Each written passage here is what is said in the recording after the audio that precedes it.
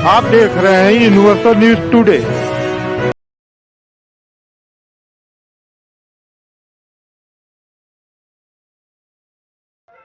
मेरे परिवारजनों, मैं आज हर राज्य के भाजपा कार्यकर्ताओं की भी सराहना करूंगा, भूरी भूरी प्रशंसा करूंगा। भाजपा और कमल के प्रति आपकी निष्ठा, आपका समर्पण अतुलनीय है। डबल इंजन सरकार का मैसेज आपने पूरी ईमानदारी से जन जन तक पहुंचाया। इसी का परिणाम आज हमें मिल रहा है। हमारे राष्ट्रीय अध्यक्ष नड्डा जी जिस प्रकार अपनी नीति रणनीति को अमल में लाए,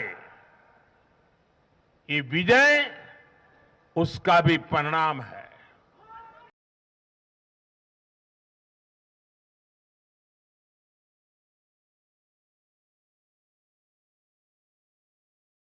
साथियों, मैं आज विशेष रूप से देश की नारी शक्ति का अभिनंदन करूंगा।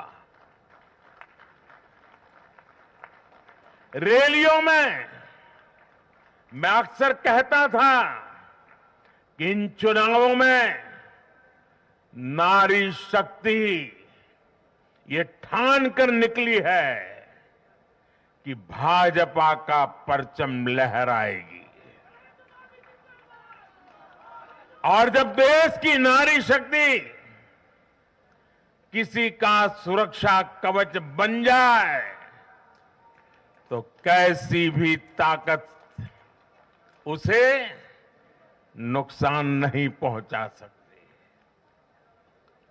आज नारी शक्ति वंदन अधिनियम ने देश की माताओं, बहनों, बेटियों के मन में नया विश्वास जगाया है।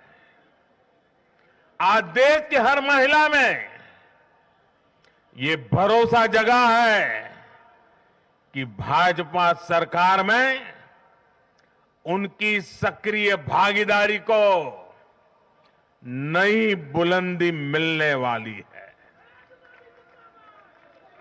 आज हर बहन बेटी को साफ साफ लगता है कि बीजेपी ही नारी गरिमा, नारी सम्मान, नारी सुरक्षा की सबसे बड़ी गारंटी है।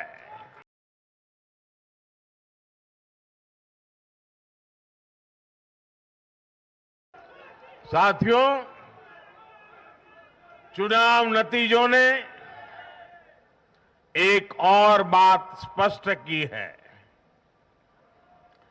देश का युवा सिर्फ और सिर्फ विकास चाहता है। जहां भी सरकारों ने युवाओं के खिलाफ काम किया है, वो सरकारें सत्ता से बाहर हुई है। चाहे राजस्थान हो, छत्तीसगढ़ हो या तेलंगाना हो, ये सारी सरकारें पेपर लीक और भर्ती घोटालों के आरोपों में गिरी हुई थी। परिणाम यह हुआ कि इन तीनों ही राज्यों में सत्ता में बैठे दल अब सरकार से बाहर है। आज देश के युवा में ये भरोसा लगातार बढ़ रहा है कि बीजेपी ही उसकी आकांक्षाएं समझती है, उसके लिए काम करती है।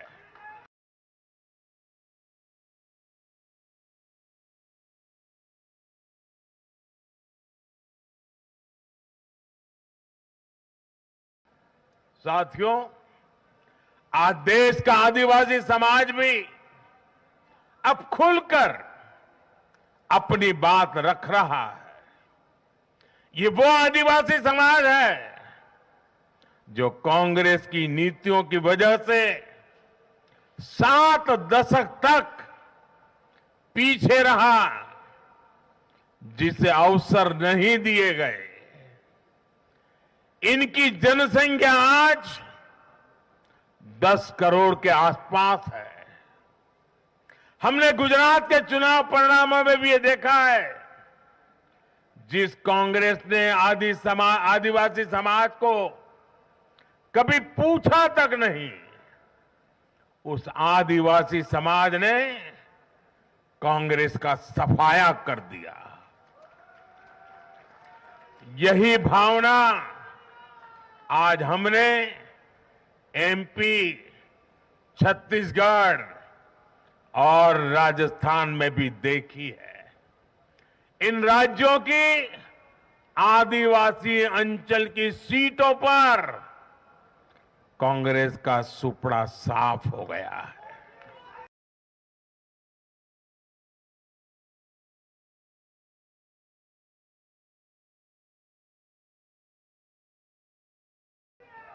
साथियों, राजनीति के इतने वर्षों में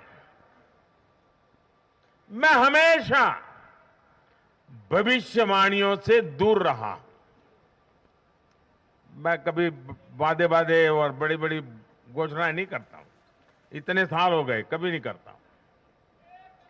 लेकिन इस बार चुनाव में मैंने अपना ये नियम भी तोड़ा था।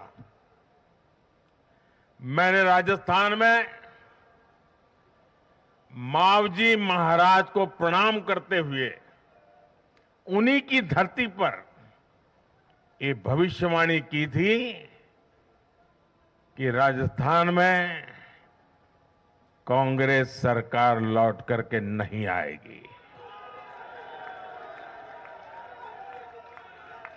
मैं भविष्यवेत्ता नहीं हूं, लेकिन मेरा राजस्थान के लोगों पर भरोसा था, वहां की जनता पर भरोसा था। और आज हम नतीजे देख रहे हैं। मध्य प्रदेश ने भी हमें फिर दिखाया है कि भाजपा के सेवा भाव का कोई विकल्प नहीं है। 2 दशक से वहां भाजपा की सरकार है और इतने वर्षों के बाद भी भाजपा पर भरोसा लगातार मजबूती हो रहा है।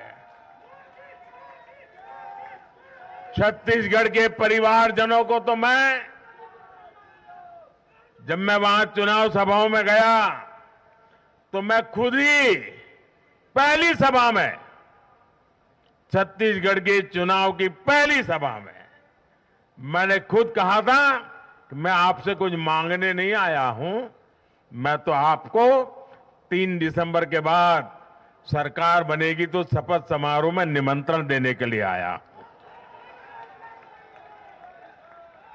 छत्तीसगढ़ के परिणाम से साफ है कि हर परिजन ने उस बात को स्वीकार किया है।